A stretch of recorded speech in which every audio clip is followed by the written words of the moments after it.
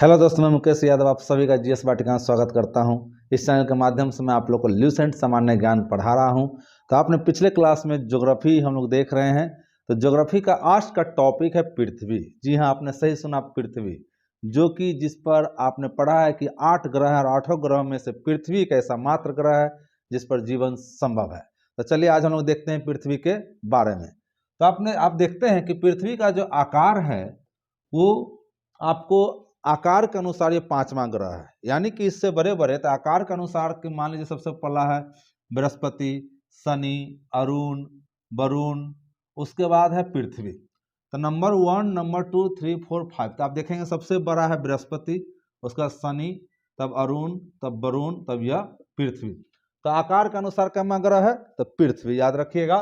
उसका दूसरा है कि यह अपने अक्ष पर 23.5 डिग्री झुकी हुई है, अपने अक्ष पर, यानी कि इस तरह से यह पृथ्वी जो है, और यह 90 डिग्री का, मान लीजिए यह विषुवत रेखा है और यह सपोज 90 डिग्री का कोण है, तो यह अपने अक्ष पर 23.5 डिग्री, तो मतलब यहाँ पर ये इसका आधा, इस तरह से मान लीजिए कि यहाँ यह वाली जो लाइन है यह 23.5 डिग्री पर यह झुकी हुई है, ध्यान रखिएगा।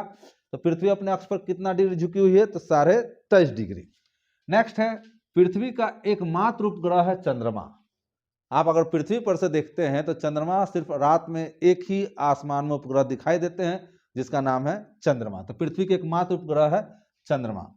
उसका है पृथ्वी का विषुवतीय व्यास। तो आप यहाँ देखें कि मान लीजिए ये पृथ्वी है और यह रहा विषुवतीय व्यास, यह विषुवत रेखा है। तो पृथ्वी का विषुवतीय व्यास जो है 12,756 किलोमीटर है। जी हाँ, आपने सही सुना, 12,756 किलोमीटर इसका विषुवतीय व्यास है। और वही ध्रुवीय व्यास बोला जाए तो ये रहा नॉर्थ पोल और ये रहा साउथ पोल। तो ध्रुव दो हैं, एक उत्तरी ध्रुव और दक्षिणी ध्रुव, जिसे हम लोग नॉर्थ पोल और साउथ पोल कहते हैं। तो उत्तरी ध्रुव का जो व्यास है आप यहाँ देखेंगे 12,713। तो 12,713 या कहीं कहीं पर 14 भी देता है। तो अब आप देखेंगे कि इन दोनों के बीच का अंतर कितना है? तो 43 किलोमीटर। तो 12,756 में आप 12,713 घटा दीजिए तो लगभग कितना हो गया? 3, ये 5 में से गया 4, ये कट गया कट गया कट गया, तो यहाँ 43 किलोमीटर आ जाता है। तो इसीलिए आपको सब सवाल पूछा जाएगा कि पृथ्वी का विषुवतीय व्यास और ध्रुवीय व्यास में कितना का अंतर है? तो 43 किलोमीटर का अंतर है। कहीं कहीं पे एग्जाम आपको बुक में यह 13 के बजाय आपको 14 दे देता है, ध्यान रखिए। कहीं अगर आपको 14 दे दिया तो यहाँ 43 के बजाय आपको 42 हो जाएगा, ये भी ध्यान रखिएगा। तो कहीं 42 भी लिखा हुआ मिलेगा और कहीं पर 43 भी लिखा हुआ रखा है, तो दोनों सही है। अब बात करते हैं कि ये जो विषुवतीय व्यास है ये पृथ्वी का, तो इसके बारे में सबसे पहले इरेटोस्थेनेज नामक वैज्ञानिक ने पता लगाया था। तो इरेटोस्थेनेज नामक वैज्ञानिक ने उस जमाना उन्होंने कहा, पृथ्वी को नापने की कोशिश की, पृथ्वी का यह कोना से लेकर यह कोना तक, यानी कि पश्चिम से लेकर पूरब तक ये कितना इसका चौड़ाई है। तो इस तरह से उन्होंने उस जमाना में 12,742 किलोमीटर यह उन्होंने नापा था। तो इस तरह से पृथ्वी का व्यास नापने वाला सबसे पहला व्यक्ति कौन है? तो इरेटोस्थेनेज, ध्यान रखिएगा। उसके अलावा पृथ्वी और सूर्य के बीच की दूरी, अब आप यहाँ ध्यान रखेंगे पृथ्वी और सूर्य के बीच की दूरी कितनी है। तो आप यहाँ देख सकते हैं इस तरह से, यह मान लीजिए कि यह सूर्य है और यह आपका पृथ्वी है, तो इन दोनों का बीच का डिस्टेंस कितना है? तो यहाँ अगर आपको मिलियन में पूछा जाए तो मिलियन में 100, लगभग 150 मिलियन आप कह सकते हैं, 150 मिलियन मिलियन में। अगर करोड़ में कहा जाए तो 15 करोड़ किलोमीटर, ध्यान रखेंगे 15 करोड़ किलोमीटर पृथ्वी और सूर्य के बीच की दूरी है। उसके बाद है कि पृथ्वी जो है अपने अक्ष पर 1610 किलोमीटर प्रति घंटा की रफ्तार से चक्कर लगाती है अपने अक्ष पर। और आपने पढ़ा है कि पृथ्वी अपने अक्ष पर कितना डिग्री झुकी हुई है? तो 23.5 डिग्री झुकी हुई है। तो 23.5 डिग्री जो पृथ्वी अपने अक्ष पर झुकी हुई है, तो यहाँ ध्यान रखेंगे तो पृथ्वी अपने अक्ष पर कितना देर में, कितना के स्पीड में चक्कर लगाती है।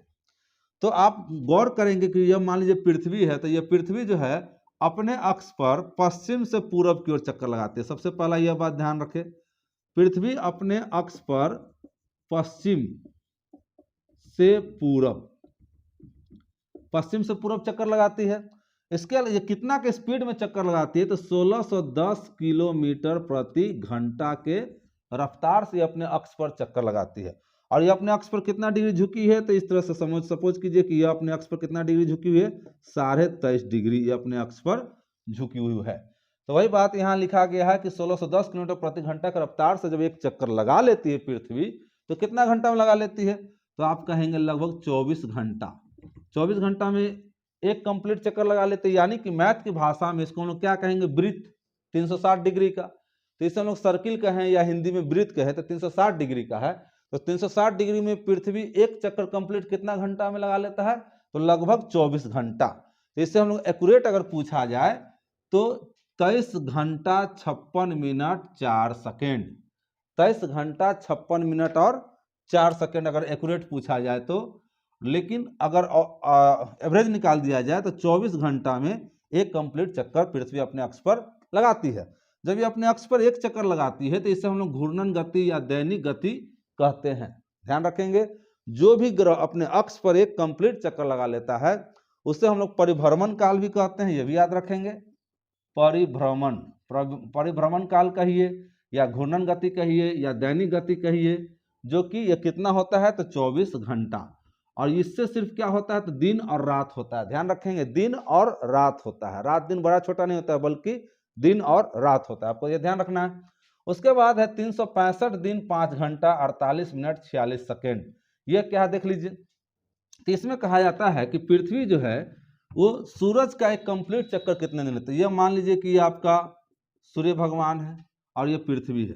अब ये पृथ्वी एक कंप्लीट चक्कर सूर्य भगवान का कितना दिन में लगाता है?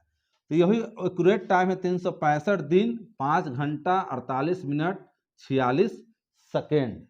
यह एक्यूरेट टाइम है। तो आप गौर करेंगे कि एक चक्कर लगाने में इसे 365 दिन 5 घंटा 48 मिनट 46 सेकेंड का वक्त लगता है।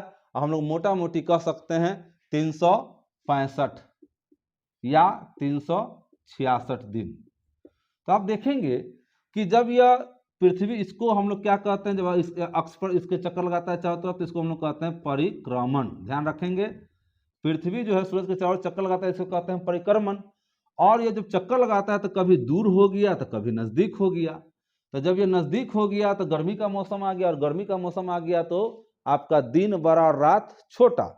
और वही जब दूर हो गया तो दूर होने पर ठंड का मौसम आ गया, और ठंड के मौसम में रात बड़ा और दिन छोटा। तो आपसे अगर पूछा जाए कि दिन रात का बड़ा छोटा होना, यहाँ ध्यान रखिए, बड़ा और छोटा होना किसके कारण से? तो परिक्रमण के कारण से। और ये जो 365 दिन का हम लोग साल कहते हैं, 366 कैसे हो जाता है? तो आप देखेंगे कि यह 365 दिन, आप याद है, 365 दिन और 6 घंटा। तो यही 6 घंटा जो है अगले 4 साल में, तो 6 अगले 4 साल में कितना हो जाए? एक साल में 6 घंटा है, तो 4 साल में तो 6 चौक 24। और आपने पढ़ा है कि 24 घंटा बराबर एक दिन। तो यही 365 के बजाय क्या हो जाता है? एक दिन बढ़ जाता है, तो 366 हो जाता है। और फरवरी का जो महीना है, आप देखते हैं कि फरवरी का जो महीना 28 तारीख का होता है, 28 दिन का होता है, वो एक दिन बढ़ जाने के कारण ये हो जाता है 29 दिन का, जिसे हम लोग कहते हैं लीप ईयर। ध्यान रखिए, हर चौथा वर्ष में हम लोग लीप ईयर मनाते हैं। और किसी का शादी हो या बर्थडे हो 28 तारीख को, तो आप सोच लीजिए उनका कितना बचत है। अगर बर्थडे भी हुआ 28 फरवरी को या शादी हुई 28 फरवरी को, तो उनका जो है अगले 4 साल बाद उनका बर्थडे और शादी एनिवर्सरी मनाएगा। तो देख लीजिए कितना फायदा है, इसीलिए ध्यान रखेंगे। अब यह जो है, अब कहा जाता है 30 किलोमीटर, मतलब इसमें यह लिखा गया है 30 किलोमीटर के बारे में कि पृथ्वी का जो परिक्रमा जब पूरी करती है तो इसका माध्य स्थिति जो होता है 30 किलोमीटर प्रति सेकेंड के स्पीड से होता है। ध्यान रखिएगा, यहाँ प्रति सेकेंड होगा। तो जब जब अपने, या तो आपने पढ़ा कि यहाँ पर 1610 किलोमीटर प्रति घंटा, या सेकेंड में पूछे, घंटा में पूछे तो 1610 किलोमीटर प्रति घंटा, और सेकंड में पूछे तो 30 किलोमीटर प्रति सेकंड। ये याद रखेंगे, ठीक है। एक सेकंड में 30 किलोमीटर दूरी तय करती है। देख लीजिए सूरज भगवान कितना रफ्तार में, पृथ्वी कितना रफ्तार में चक्कर लगाती है, एक सेकंड में 30 किलोमीटर। तो इस तरह से आपने देखा दिन और रात का बड़ा छोटा होना। अब हम लोग तो यही सवाल पूछा जाएगा कि रात दिन का बड़ा छोटा होना किसके कारण? तो परिक्रमण गति कहें या वार्षिक गति भी कहें। ध्यान रखिएगा, परिक्रमण को ही वार्षिक गति, वार्षिक का क्या मतलब होता है? एक साल, एक साल में। उसके बाद है शुक्र। आप देखते हैं कि पृथ्वी को शुक्र का जुड़वां बहन कहा जाता है। जुड़वां बहन का मतलब उसी के तरह आकार उकार है, तो इसीलिए उसको जुड़वां बहन कहा गया है। दूसरा है नीला ग्रह। ये पृथ्वी को हम लोग नीला ग्रह भी कहते हैं। नीला ग्रह क्यों?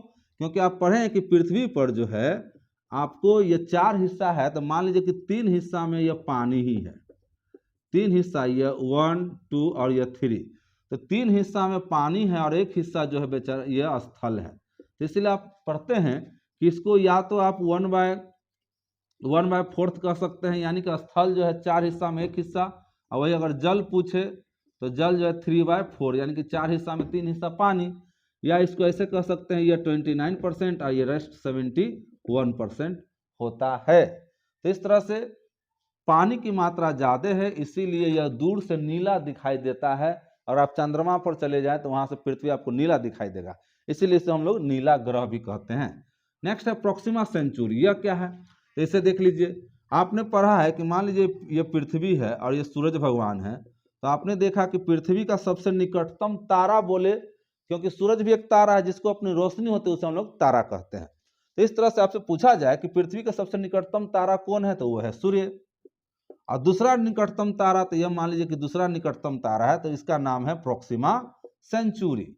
तो आपसे सवाल पूछा जाएगा कि पृथ्वी का दूसरा निकटतम तारा का क्या नाम है, तो दूसरा याद रखिए, दूसरा अगर बोले तो प्रोक्सिमा सेंचुरी, और सीधे बोले कि सबसे नजदीक का तारा तो सूर्य। और आपने पढ़ा है कि पृथ्वी और सूर्य के बीच की दूरी है 15 करोड़ किलोमीटर, और आप यह भी देखेंगे इनका कितना दूरी, यानी कि यह जो है इसका रोशनी जो है 4.22 प्रकाश वर्ष में आता है। ध्यान रखेंगे 4.22 का क्या मतलब, कि यहाँ आप देखेंगे कि सूरज का रोशनी पृथ्वी पर आता है मात्र कितना, 8 मिनट 16 सेकेंड। ध्यान रखेंगे 8 मिनट 16 सेकेंड में पृथ्वी की रोशनी, सूरज की रोशनी पृथ्वी पर आती है।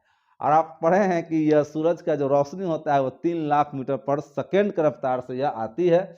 अब ये इतना ना दूर है कि इसका रोशनी 4.22 प्रकाश वर्ष में आता है, यानी कि 4 साल, ध्यान रखिएगा 4 साल में यह 4 साल से ज्यादा समय लेता है इसका रोशनी धरती पर आने में, जबकि लाइट का स्पीड है 3 लाख मीटर पर सेकेंड। आप सोच लीजिए ये कितना दूरी है, इसका अभी तक अनुमान नहीं लगाया जा सकता है। तो आप पढ़ेंगे, फिजिक्स में पढ़े हैं कि प्रकाश वर्ष किसे कहते हैं, तो एक साल में जितना रोशनी, सूरज का रोशनी जितना दूरी तय करता है उसको एक प्रकाश वर्ष कहते हैं। उसी तरह से ये 4 प्रकाश वर्ष की मतलब है 4 साल लगता है इसका रोशनी धरती पर आने में।